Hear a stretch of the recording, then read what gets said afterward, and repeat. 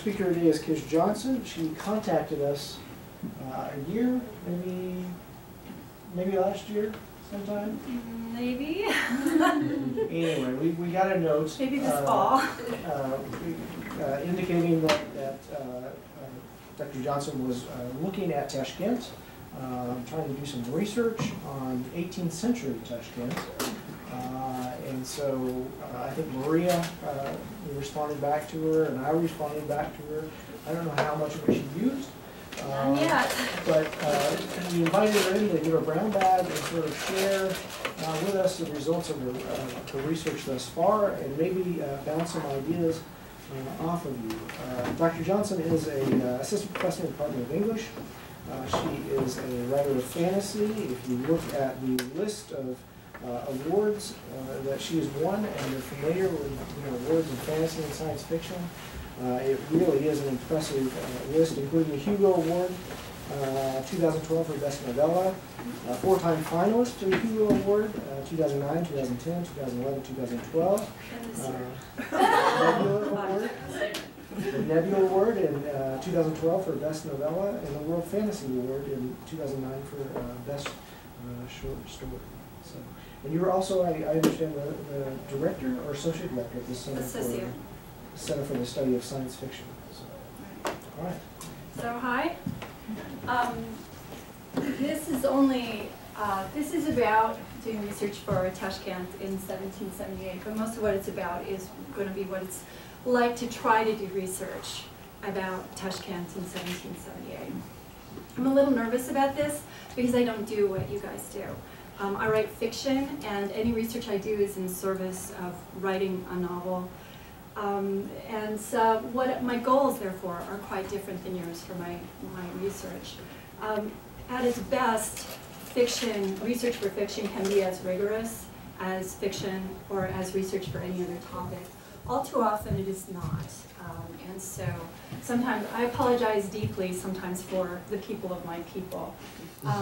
Actually, I just got an email from somebody who was like, oh my God, I'm writing a book about Tashkent in 1826, and it's got a red-headed Circassian courtesan. I was like, why do I even try? So the purpose, as I said, for research for a writer of fiction is not to contribute to the discourse. I am here to convince a particular audience, my reader, that what she's reading is real and relevant, and ideally she will come to some realizations about human nature. She will come to understand a place better than she would originally. But what I do is not history. It is writing. I write experimental and formalist works where I'm using the technique of estrangement to bring people into fiction.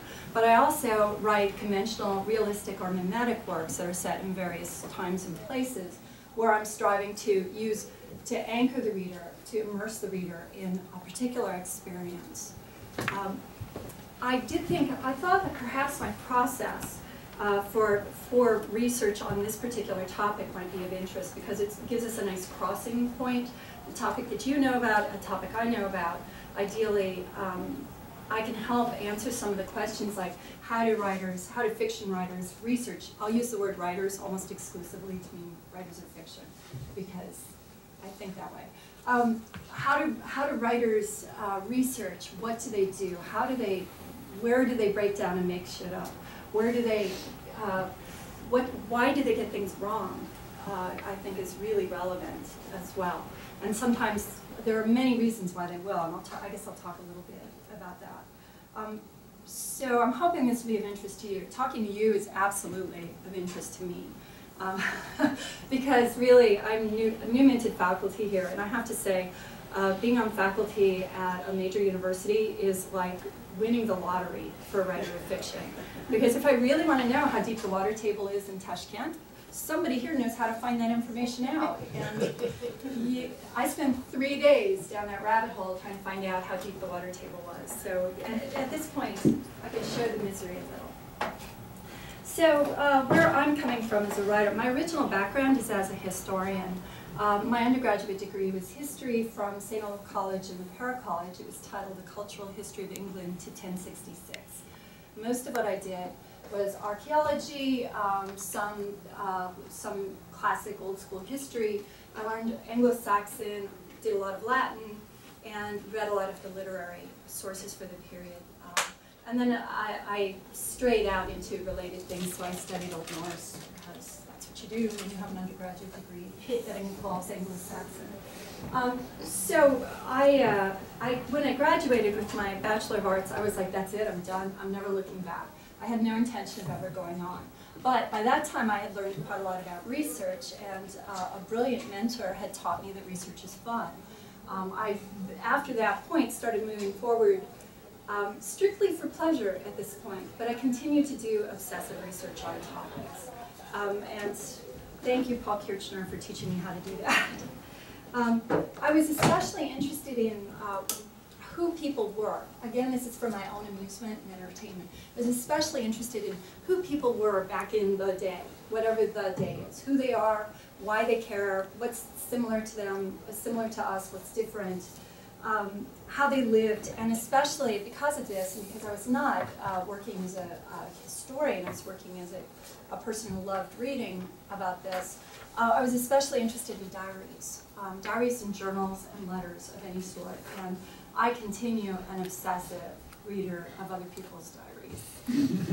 Just ask my brother. So with my previous books, I got into my previous novels through my interest in diaries and journals. And through just, as always, this enthusiastic but very undisciplined reading slash quasi-research. I moved from women's diaries in the course of reading them, I found one of the most important and most beautiful women's diaries in history, the Pillow Book of Sei Shonagon, who was a medieval Japanese woman at court, one of the wittiest journals ever. And I moved from that because she is so lively, even across 1,000 years and a 100-year-old translation. She's, well, 50-year-old translation. She was so lively and alive that I fell in love with the period. I started reading cultural history about Heian Japan, and moved from that. Heian period is 800 or so to 1200 or so. And it's an incredibly lively and interesting time, provided you actually read about it instead of just sort of go for the Lady Plum Blossom strategy of reading medieval Japanese history. And in the course of that, I fell in love with medieval Japan, and particularly the very well-documented court life, the nobility. And so my first book was The Foxwoman. This combined my interest in Heian Japan with a separate but equal fascination with Canid behaviorism. And that's a whole different story how I got into that. But I had, at that point, done a lot of reading, a lot of very high-level reading about specifically wolves and dogs.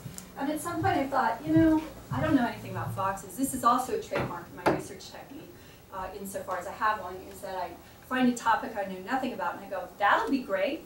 What could possibly go wrong with spending time in a topic I know nothing about? So I combined Heian Japan with my interest in Canid behaviorism, and combine it with what every fantasy writer has pretty much with their mother's milk, which is a fascination with folklore, and for me particularly, trickster stories. So what I ended up with was a trickster story, where a female fox falls in love with a human nobleman who's been kicked out of the court for infringements undefined, who has dragged his wife out into the middle of the countryside, which is Yifu at this point. And she falls in love with him, she turns into a human to seduce him, and we end up with a romantic triangle. So that was, and this was all set in about the year 1000. My second novel then, because I was still interested in Heian Japan, intersected this time with other topics of interest. I had just gotten a cat. I didn't understand cats. I was like, what the hell, cats? So again, with the obsessive research, I started researching feline behavior, about which there, especially feral cats, about which they're surprisingly little, actually. Quite interesting. And it's also interesting that feral cat sort of communities are different all over the world. They organize themselves along different principles. So I was interested, what the hell, cats? I was also interested in war at this point. I had read Keegan's book, The Face of Battle, John Keegan, which is one of those sort of critically important works exploring the nature of battle, what it is like to actually experience battle, not strategy, but he was one of the important works about what it's like to actually be the guys on the ground. And because I got interested in that, I started doing additional reading. And my interest in Keegan then evolved because it was bumping up against Hei in Japan in pre-samurai horse combat, which was its own particular kind of combat. And boy, am I tired of explaining it's not the samurais. Boy, am I tired of that. So, so what I ended up doing, because I had a horse combat scene, is yet again with the bizarre connections, Keegan carefully describes Agincourt from the point of view of people who are actually involved. And so I basically filed the serial numbers off that, even though Agincourt, the combat in Agincourt, did not actually have that much to do with pre-samurai horse combat. But it was good enough. And nobody caught me. I caught myself. And I try not to actually mention that every time I talk about the book, because I hate when I cheat on my research. So, in this case, the book that came out of it was about a cat who found herself changed by the kami into a person, and ends up on sort of a picaresque quest along the Tokaido, ends up in borderline skirmishes up in the very north. So I read a lot, and I thought a lot, and I researched a lot, but the thing I didn't do was visit. I didn't really see the need. I was a nervous traveler, and I'm talking about a period that's 1,000 years in the past, and I would justify this by saying, well, I don't have to go. You know, that Japan is dead. I'm never going to get into the Japanese imperial court to see the way it is now, which is actually very, very much thrown back to the Heian period. So I'm not going to go, and I didn't go for a long time. But then I started researching the third book, and the third book takes place far to the north, in a place where there isn't a lot of documentation, in a period that the only documentation is archaeological. So then I realized I was going to have to go. And I went, and it was winter time. This is the only time I didn't see snow. I did some limited tourist stuff where I didn't actually go to Tokyo because I wasn't interested in Tokyo. It was not research for me. I went to Kyoto. I did a lot of limited stuff. But then I also did, this is what most of my pictures look like, because this is research. I was interested in how the underside of thatching in Japan is done differently than our thatching. Or rather, not our thatching. Mighty few of us have thatching, but in England. So the pictures are all like this. Endless pictures, close-ups of techniques, close-ups of textiles, and in some cases, close-ups of bark, because if I'm going to write about winter, which I will be in that period, I want to talk about the bark. So it turned out that actually going was a really good idea. I got a lot of this stuff, which I would not have gotten any other way. And as an artist, as a writer, one of the critical elements to writing an immersive story is getting the details. They don't even have to be right, except they kind of do for me. They just have to be particular, and they have to be engaging. They have to convey the illusion of reality, even if they don't convey actual reality. So generally, the Japan books got pretty good press. They had their share of problems. There were some people who didn't like my research, thought it was inadequate. People who noticed things that I cringe about now because I should have known better. I used the wrong, it matters to me. I used the wrong word for none, because I use an anachronistic word, and that just kills me even now. So what I'm looking for, so yeah, generally they're well praised, and that means that I have a high bar for my next book, because I don't want to be the one who it looks like she rushed through this one and didn't do her work. So that matters. So my researching technique. Again, I'm not building a scholarly understanding of a topic. I'm creating an interesting world. It is immersive, I hope. It is accurate, I hope, or at least intellectually convincing. Anything more than that anything more than ends up on the page is really just in support of those two main topics. And I also have to be interested enough to spend a few years researching it, because for a novel, this novel has been 8 years so far. It's going to be another 2 probably. This is slow even for me, but my first Japan book took 7 years of writing and research. So inspiration can come from anywhere, but it usually comes from my reading, and So it comes from what I call the mental disorder strategy of research. This is the primary stage of research for a book for me, although I often don't know I'm working on a book. The first step is what I call the ADHD phase, which is just random reading. I read books, I read articles, I read nonfiction, especially primary sources, especially, as I said, diaries. I will have many separate topics of interest running all independently. I'm kind of waiting for collision ideas when two things unexpectedly bump up against each other and cause something, but also I'm easily bored, so it's an appropriate technique for me. Not everything that I read like this is going to turn into anything, and that's usually fine. Something at some point catches fire for me, and then I start to drill down a little. I start reading more books, I start reading maybe cultural histories, or I start reading about a character. I've read like Fanny Burney's diaries. Fanny Burney is part of this, or a Fanny Burney-like character is part of this Tashkent book, oddly enough. And so after having read Fanny Burney's diaries, then I read about Fanny Burney, then I read about the court because she was at court, and so forth. So I will start drilling down usually. And about 5 books in, or the moment at which I realize that I'm looking up footnotes, I realize that this is a little more serious for me. And that's when I move into the next phase, which is the OCD phase. And this is where I start to get organized. I put together some kind of a research cluster. This is usually a set of loosely related topics. I'm now drilling down more and more into my central topic in, let's say, Fanny Burney. So I'm drilling more and more into Fanny Burney's life, her culture, her sort of companions, her worldview, and but I'm also drilling into somewhat related topics that are going to be of interest. So I'm spreading out a little bit into natural history from the period and so forth.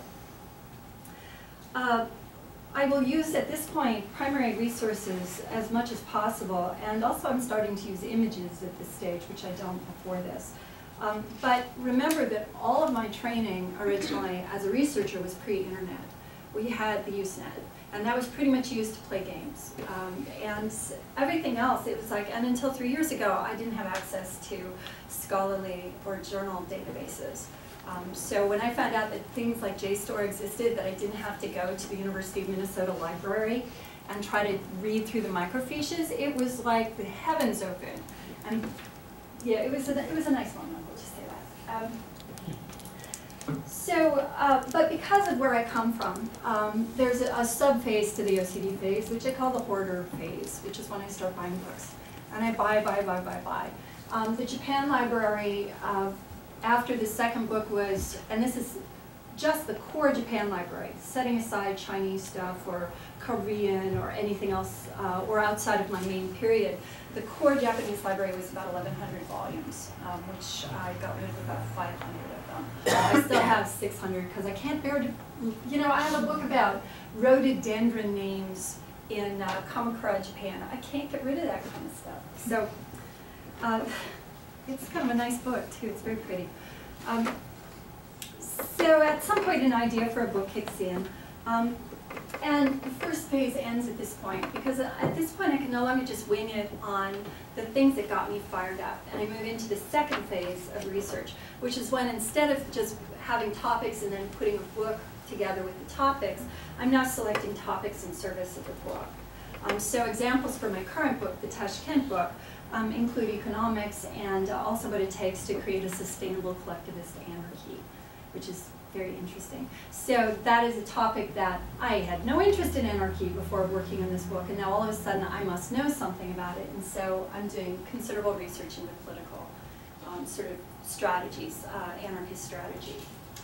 No, Tashkent was not an anarchy at that point. So all these researches are going on simultaneously for 4 or 5 books or works at once. Right now, other current topics include Jack Kerouac. I'm also doing a lot of research into shipbuilding, late 18th century shipbuilding, and also into the Norwegian immigrant experience going into Wisconsin. So I always have like this broad category of topics going on. So this is all about the conventional non-scholarly research that is directed towards a central topic, and also about the sort of sideways research that is not directly on the topics that I fell in love with, but is going to be useful for the book, or even topics that are not quite the book, like those Rhododendron Names. You know, that's actually only one reference to rhododendrons in Heian, Japan made it into the books, but still it was useful research because it told me a lot about the world, about the setting, and what they thought was beautiful because of the names. But there's other kinds of research that kick in as I start working on the book. So what I consider random drive-by research that turns out to be applicable, like cloud patterns. Knowing cloud patterns is actually very useful for a fiction story because instead of people staring at the clouds, which could mean anything, they can now stare at fluffy clouds or a wall of steel gray clouds or whatever it is that I need them to do that will establish tone but also establish setting. Single element research where I've got one particular plot point or character point that I have to know about. So at that point, the well drilling in Tashkent, I need to know where the water table is because I have somebody drilling a well. And I need to know A, how deep the water is, not now, but in 1778. And B, I have to know how long it would take to drill that, or to dig that well, not drill. Using the technology available not to Tashkent, but to my Europeans who are now in Tashkent.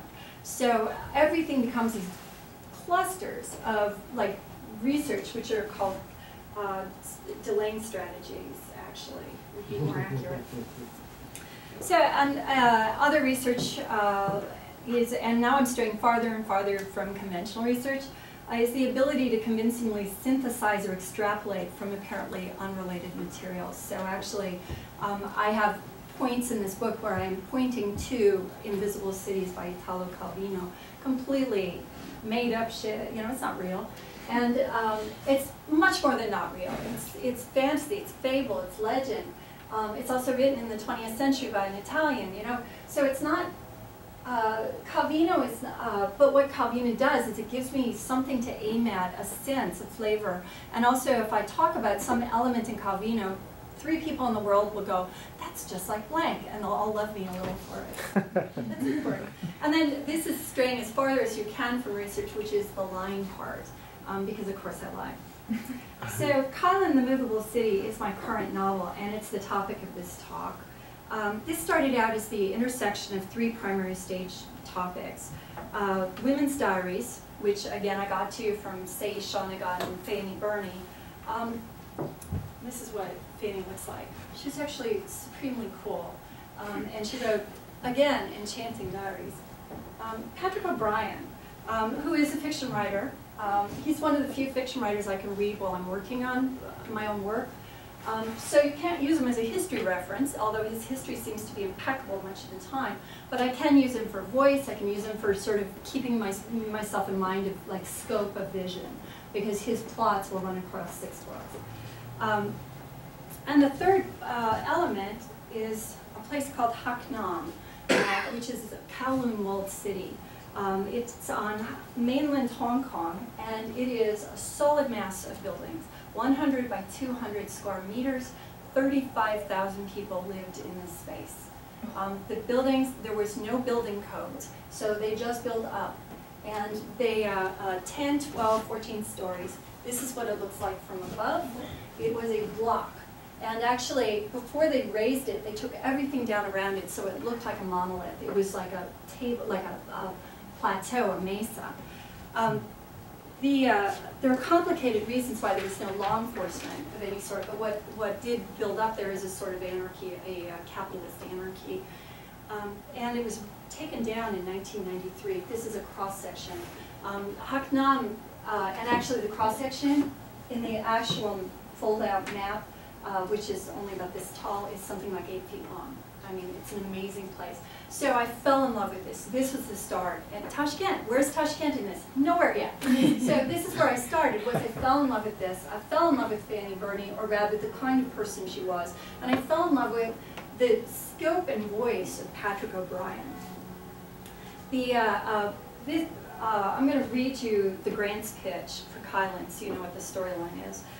Basically, it's set in 1778 in a world very like ours with one exception. The existence of Kylan, a small city, that would be Haknam, that has for more than 1,000 years moved instantly and unpredictably from one location to another, so teleportation platform, because I get to make shit up. It has been settled for nearly a decade in Hyde Park when Lady Frances St. George because Fanny, Frances, accompanies her husband into Kylan as he assumes a position as head of the British agency there. Rabbit Hole was finding out about the Southern Department. Spent days figuring out who was in charge and whether Tashkent would be, or rather, whether Kylan would be considered part of the Southern Department's aegis. City relocates unexpectedly to Tashkent in what is now Uzbekistan, and was then a backwater of the Ottoman Empire on the moribund Silk Road. 70 English men and women find themselves transported with it, and the agency assumes responsibility for finding a way to return them to London. So that was the core plot, although there's a lot more. And you can see that a lot of my interests are in there. Fanny Burney, Haknam, you know, a vast, monolithic, cramped city, although mine's much smaller. My Haknam is, my Kylan is actually about 6,000 people because I can't justify the building. I can't justify the same building techniques that got things up to 14 floors. And it's also a much smaller footprint, so it's actually the footprint of 4 football fields. But I'm fitting 6,000 people into the football of 4, or the footprint. What you don't see here, as I said before, is Tashkent and Central Asia. Tashkent became second stage research. And at this point, though, it is about to become the primary research for me because it is the critical stopping point for this book at the moment. I have been happily working through my science. I've been happily working through my worldview for my protagonist. I've been happily working through the plot, which is quite complicated, and Kylan's economics, you know, infrastructure, blah blah blah. But I have not been thinking about where it landed. Originally, I picked Tashkent out of an atlas because I needed a place that was a long way from London or Western influence. This is before the Great Game, before Britain is in northwest India. I needed it to be far from an ocean because I wanted to make it as hard for my characters as possible to get home. And I didn't want to write about anything that my readers might know a lot about, which meant I wanted a place that didn't have a lot of English language research. And you see the trap I cornered myself in with that. I didn't feel confident to write about Africa, South America, or North American indigenous populations. And because not only did those places not interest me, but I also was kind of concerned about writing about the cultural appropriation and unintentional racism. So science fiction and fantasy are hyper-aware at this point of cultural appropriation. A few years back we had something called Race Veil, which just went through the entire community. The internet was red hot with it, and a number of people just went off the internet because it was such a complex discourse that on every level would tend to branch into name calling. But in the course of Race Veil, there was about a year that it became a morass where we discussed race, entitlement, colonialism, class, gender. You know, we started asking questions about the invisible, the transparent white person. And so the field is still somewhat sort of recovering for that. So when I originally plotted this thing, it was before Race Veil, and I was like, oh, I'll write about brown people. This would be great. But they're not brown people I can get in trouble with, like Africans. This is going to be brown people nothing could possibly go wrong. So that's how it started. Race Veil happened, and I realized that was just jejune. That was just irresponsible and unaware of me, and that if I was going to write about Central Asia, I had to use the same mindfulness that I'd used to write about Japan, which I had, again, 7 years of research and lots of work. It could not be a second stage work. It had to be a first stage. So at that point, I was also asking myself questions about whether it's ethical to write in Central Asia at all, whether I have, as a nice Norwegian American woman, have the right to write about that. And I decided, provided I do it properly, provided I do it, you know, with proper research and proper awareness, that yes, I can, I should, I will do this book. But before that, I fell into the Orientalism trap. Oh, damn it. Damn it, which I had avoided for most of my Asian fiction. I had assumed that I could just plug Tashkent in and say, this will be great. It's glamorous, you know, it's a place where my good-looking people can do exciting things. And it'll be like, you know, it'll be like, you know, every movie I ever saw, you know, Indiana Jones, you know, it's going to look like that. And, yeah, so So I had assumed that it would just be a sort of a storytelling playground. And so for most of the first draft, that's exactly what I did. But that did not work for long, and I'm now at a place where I must do better research. So research approaches for this book. This research is in service of the storytelling, but for my satisfaction, it does also need to be accurate, or at least as accurate as I can make it. One of the problems with coming to work at a major university is that all of a sudden my bar has gotten much higher for what I consider enough, accurate enough. Partly because I'm now going to work with people who know better than I do, so that's going to be fun. So there are, the final thing I do want to talk about is some of the challenges specific to this book. I am just beginning to think through things like the Central Asian, the notion of getting away from the sort of romanticization of Central Asia, both the pretty and also the oh scary. I'm just starting to do my thinking away from that, so insights will be much welcomed.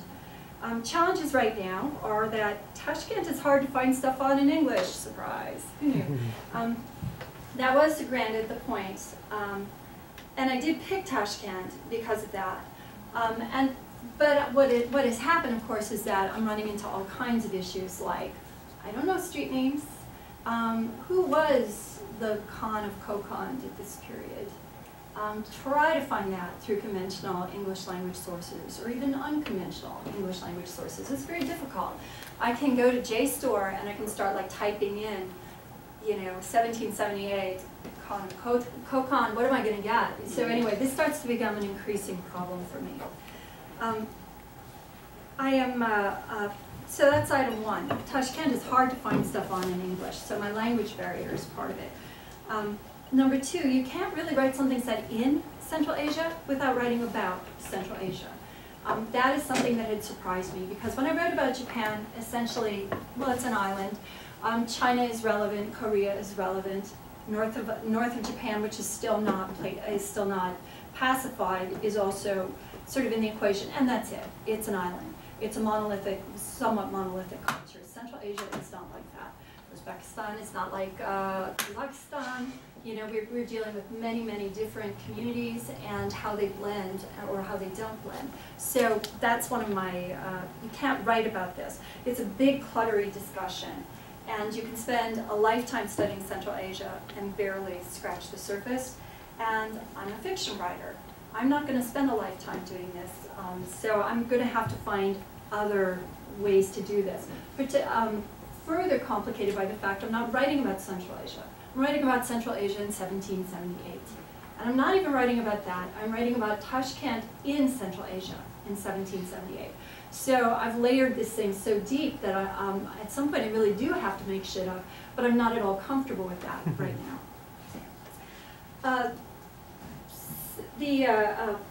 So I end up doing a lot of sort of triangulation research. So I know I'll read about Kara, I'll read about Samarkand, I'll read about Kokand, and I'll bluff it, because about Tashkent, the stuff I can't find. Tashkent in 1778, this third research problem, is not post-Soviet Tashkent. So much of that, I can't just go to the quaint back alleys because, the Soviets took it all down. I also cannot go to older photograph collections because all they are of, because it was Soviet photos, is Soviet buildings. So it's, or the pretty postcards, parts of Tashkent. In 1778, Tashkent's population was a little over 100,000, not 2 million. The Silk Road is slowing down and it's shifting its primary movement so that we're seeing more and more of Russia coming down and less of the east-west because the Marine Road is now taking that over. China is currently a few hundred miles away to the east. They don't much care about going farther, but they are still much closer than Turkey or Persia or Iran or Afghanistan or any other place. Right now, China's right there.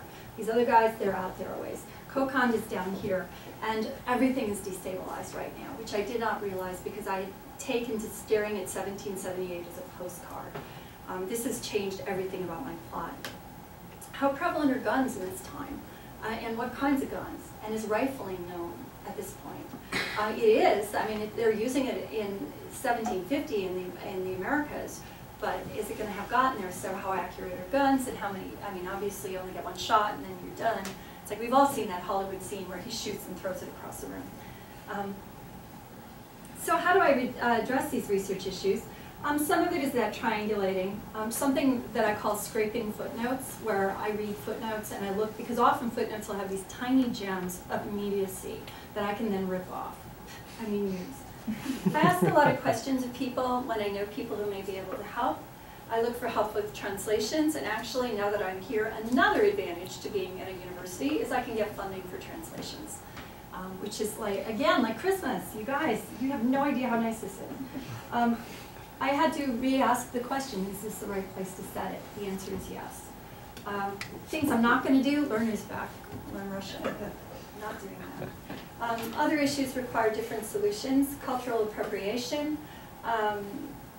Mostly I'm dealing with this by hanging a light on it. My protagonist is English, and so I'm having her come to realize during the book her blind spots. So I brought it if people want to read it. I have a bazaar scene where the first time she walks into the bazaar, the chosu, where she is confronted with her own sort of unfamiliarity. And of course, it's not a bunch of brown people at that point. It's a bunch of everybody, because we've got Russians coming down. We've got a lot of sort of cross-trade even then. So her bazaar is not the bazaar of Hollywood movies, and it's also not the bazaar of my imagination. It has to be a more accurate bazaar. And specifically, I have to address Orientalism, and I have to address the pretty Asia, Asia as an entity, as a unit. So I specifically have to be mindful of that and continue to do research. Another element of this, oh yeah, postcard Tashkent. There it is, pretty Tashkent. And then the last thing is the experiential thing. Every desert smells different, looks different, and the air feels different on your skin. Every humidity level affects you differently. Altitude is relevant.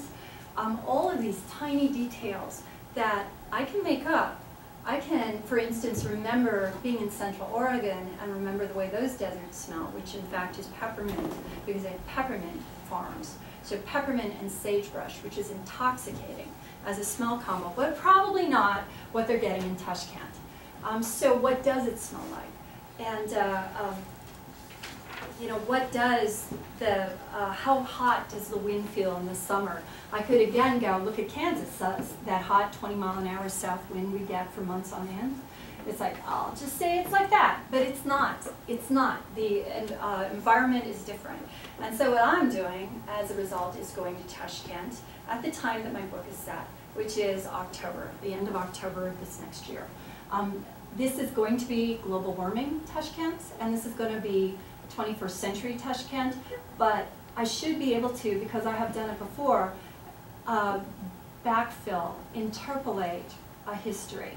If the air smells like that in Tashkent, and you strip away the petrol fumes or the other city fumes, what do I get? That's why I'm going to go. So in the end, I'm going to have to just go. So I've got all these different sort of branches. And then once I have some of this information, I'm still making shit up. But the shit I make up is going to have more authority, because the rest of it makes sense, because the rest of it is solid. This book is well into its second draft. And I'm pretty happy with my characterizations, although there's a couple. I'm pretty happy with my plot, which works. I'm pretty happy with the science subplot, pretty happy with the 1778 emergency management, the FEMA plot. But I'm not happy with my setting yet. And so that's what I'm working on right now. I've worked on this novel for 8 years, as I said. It's a record for me. And at this point, I can see 2 more years of work on it, at least. So that's all I had to say. So, questions?